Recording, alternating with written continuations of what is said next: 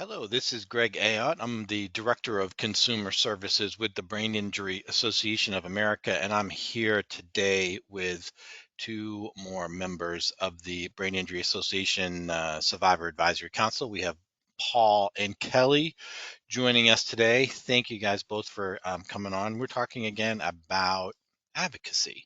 Our Brain Injury Awareness Day is coming up in March in DC.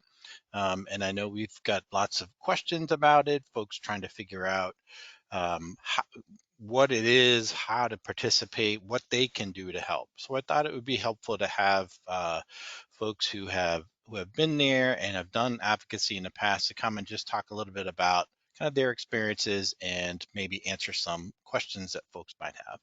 So we will start with Kelly. Can you tell us a little bit about kind of how you got involved with advocacy? Thanks, Greg, and thanks for having us. I got started over 22 years ago, and I think I equate advocacy with education.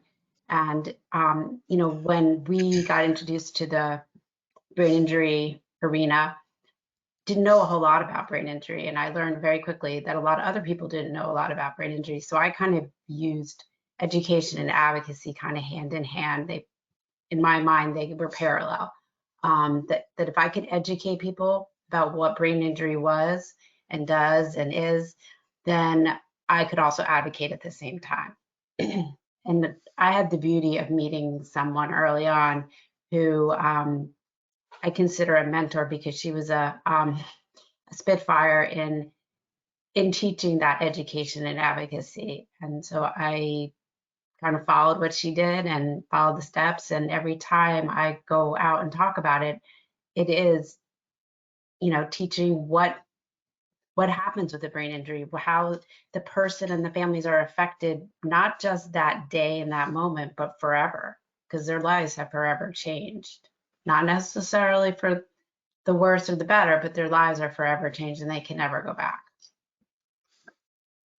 Thank you. Yes, I think that's been a theme among folks who have talked about kind of their journey into advocacy is it consistently starts with just kind of sharing your story, Right. right? Helping to educate others, kind of increase that awareness and understanding.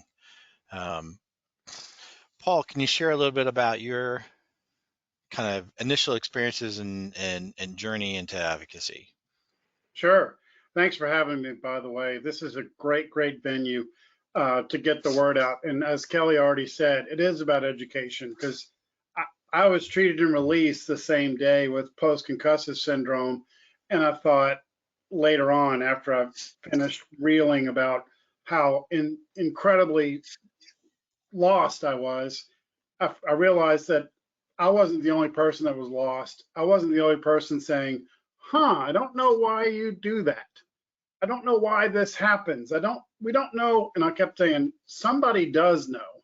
And I started in 2008 and went to Brain Injury Awareness Day. And I remember staying I told myself I was going to stay for 15 minutes. I was exhausted. I had made it from Arlington, Virginia. So it was a metro ride to get there. And I thought, okay, I made it. I'm going to shake somebody's hand and I'm going to take a nap and then I'm going to go home and try this again next year. But from the get-go, uneducated folks were around me going, we don't know why you do that. We don't know what that's about. And like I said a minute ago, somebody has to. But once we get together as a group and start discussing it amongst ourselves, then we get a fruition to say, oh, this is something. This is something we need to back. We need to show up for this. I've stood next to a man that was incensed. It was at a conference, and his wife is standing right next to him with two poles, ski poles, to hold herself up. And he's yelling in my face, I want my wife back. And I'm like, she's standing right next to you. But what he was saying was, I want my wife to be the person that she was before my brain injury. And I thought, can you do that? This was in 2008. Now I know that's a very slim possibility.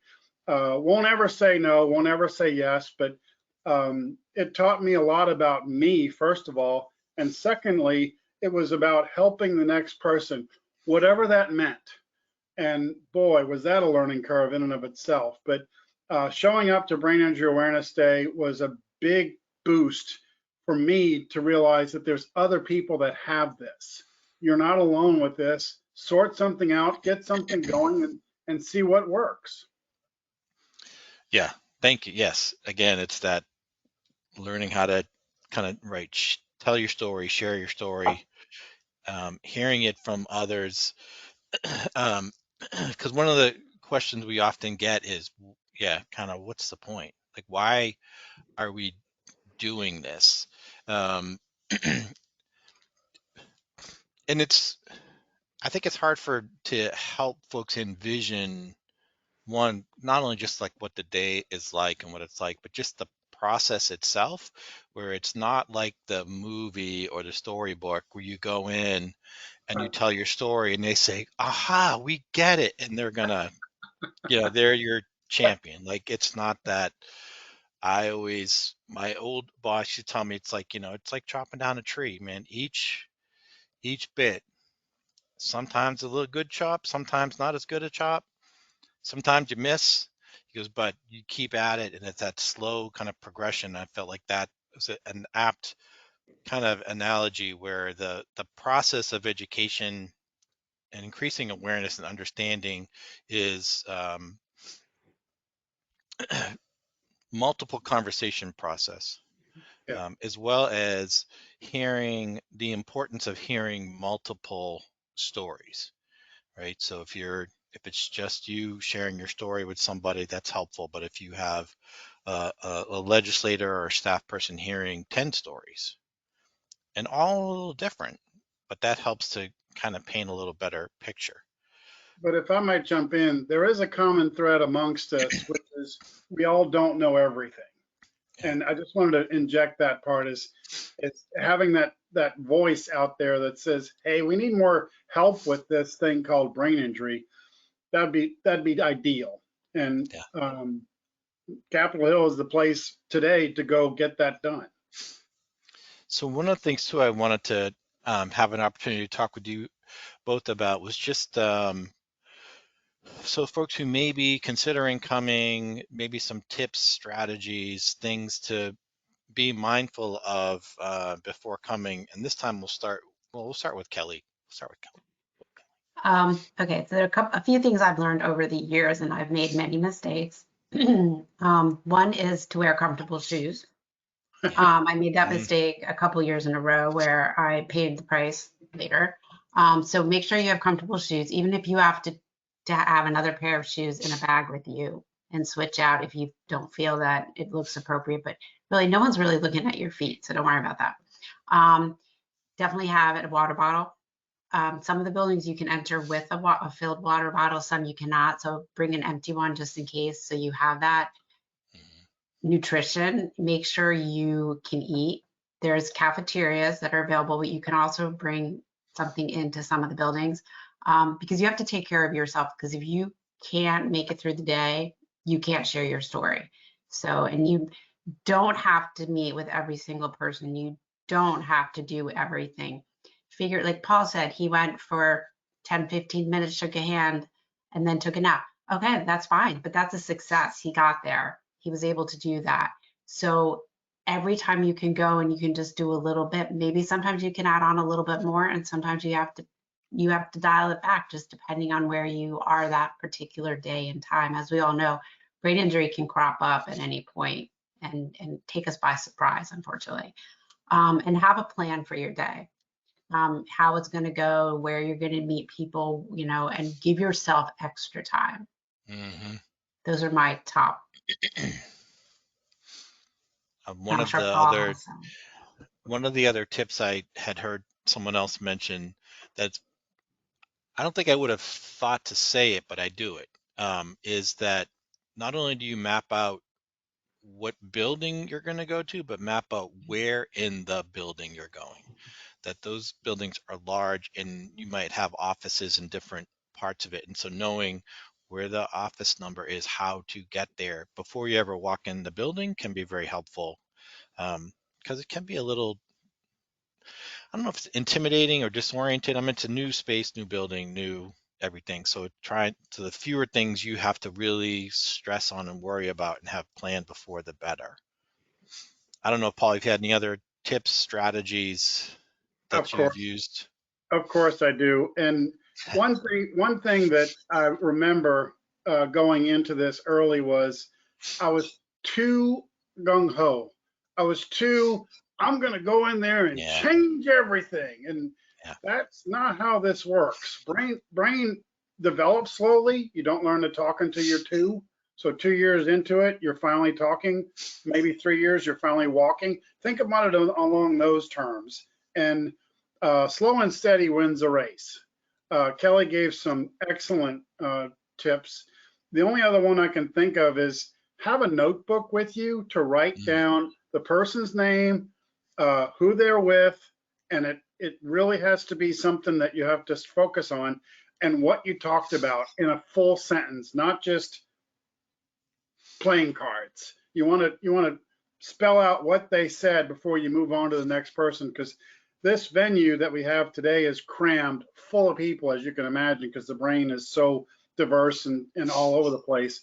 Have something that you can write down in a notebook that says even their description, so you can remember what they look like. Break everything down into small pieces. Also, give yourself grace, give yourself time. You might get overwhelmed because one of these buildings, I think it's the Hart building, goes underground at one point. hmm We may hmm not be used to that. And now we have to go underground. Nobody said anything about that. It's just kind of, it's an adventure. It truly is. And water, I mean, the brain is mostly water anyway, so you're just filling it back up again.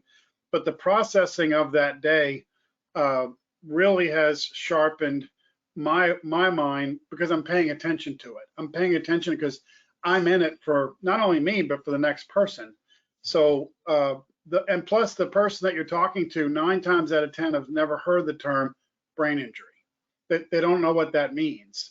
So go in knowing that you're literally educating from ground zero, from the get go. That's good. Yes. So I'll add a couple other things that I know from talking to other folks as well. The importance of practicing telling your story. It's that balance of, I always told folks, you've got a minute to 2 minutes to tell your story, which in some ways feels like a long time, but it's a short time, where you want enough information and detail to make it a compelling story, something that has some some meat to it, but not so much where the eyes start to glaze over. It's too much info. That is not easy to do off the cuff. So I would encourage folks, if they're meeting and want to share their story, should just seriously think about. I didn't know folks who had gone in with like highlights of, they had their bullet points. Here are the 5 things I want to make sure I mention in my story. Other folks have had a script. Other folks have just practiced it. But however what works for you is to ensure that you have a mindset of having an idea of what you want to share when you're kind of sharing your story. I don't know if Yeah, you I want to remember. comment on that. I remember the first 2 times I wanted to tell my entire Yeah, story, yeah, and I was like, "Oh, that was a big mistake," because I walked out of there not being able to get to my bullet points, yep. or maybe It's very glancing easy. at them at the very end, going, and they're not listening. They're done. Right, They're on to the next right, thing. right. And it's also trying to tailor your story so that it fits an issue that they can relate to. So a lot of times you're not meeting with the legislator, you're meeting with a staff member who usually, it's usually a health person, a policy person. hmm And so they might ask you, some of them are very, very good about asking you very detailed, a very specific question that you can answer, but try to figure out how you can kind of tailor it, if the ask is funding, how you can tailor it to that funding and how it's going to benefit all survivors, not just you personally, but how it'll benefit the whole community. Um, That's a good point. that's another Yeah, thing. And the bullet points are excellent because, right, we kind of get lost. We can have a tendency to, we're so overwhelmed. Everything is so big and loud, and you want to just, you know, keep going. And you just, the more specific and succinct you are, I think the better the meeting will go, because you only get 5 or 10 minutes at most. Right. Practice makes sense in this Definitely. position. One other thing to throw in, if you're driving into DC, give yourself at least a half a day to get from 50 miles out to inside of DC. Don't come riding in hot like I did once. And I got totally lost, overwhelmed, and said, okay, focus, got to bring it in because this is the day you've been waiting for. But I was so overwhelmed because there was right turns and there was left turns that I should not have taken. But I got there. Just That's true. Yes. DC is very dense in and of itself. So give yourself a half a day just to get there sometimes in a vehicle, that is. Yeah. And kind of mapping out your route where you'll park, because parking around the Capitol is tough to find. It's, Yep. it's, So it's, it's very desperate. It's all over the place. And it's at least 8 blocks to get you yeah, to where you go. yeah, 8 Yeah. long blocks. The blocks in Yeah. DC are Yeah. larger. So I think these are all really helpful kind of tips and strategies that folks can use. We encourage folks to um, come and join us and participate as you can if you are able.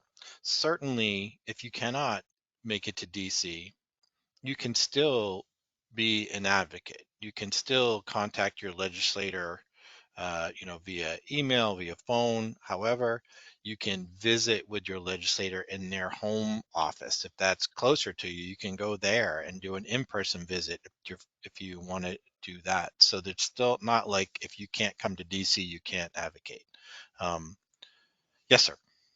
One You of have the a say. reasons one of the reasons why this is so important is because of the vast ignorance that's around brain injury. I have post-concussive syndrome, so I don't have a seam on my head. It's all internal.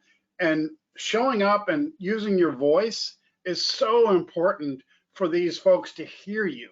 Once they hear you, then they can do something about it or add it up and make a list of people that came and oh, I've got 30 people that came and talked about post-concussive syndrome. Boy, that's a thing. So the more people that show up, I encourage you, if you can do it, show up if you can, because that in and of itself is 9 out of 10 points. You've almost got it made. Definitely, definitely. So being able to come to DC and just being present there in and of itself is a statement, right? So no matter what you can do, that's great.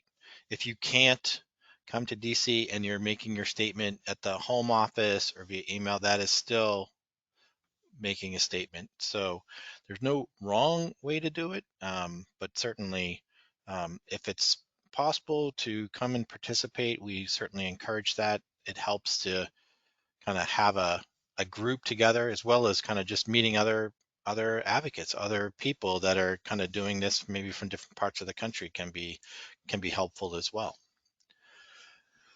Well, I thank you guys both for coming and sharing a little bit about your experiences and your tips and your strategies. We really hope folks will um, look to join us in DC in March. Um, if folks have questions about coming, etc., you are always welcome to contact us at the Brain Injury Association of America. You can use our helpline, 1-800-444-6443. Certainly reach out to talk to a brain injury specialist to get more information about just today or some of the legislative stuff, or if you just want a little more information, that is always, always, always welcome. Kelly and Paul, thank you for coming on and sharing a little bit today. Thanks for having us. Thanks for having us. I love what this is about, and I Yeah. look forward to meeting the next person, whether that's this year or next year. Make it a priority. We'd love to have you. Yeah. Thank you. Thank you guys both. Thank you.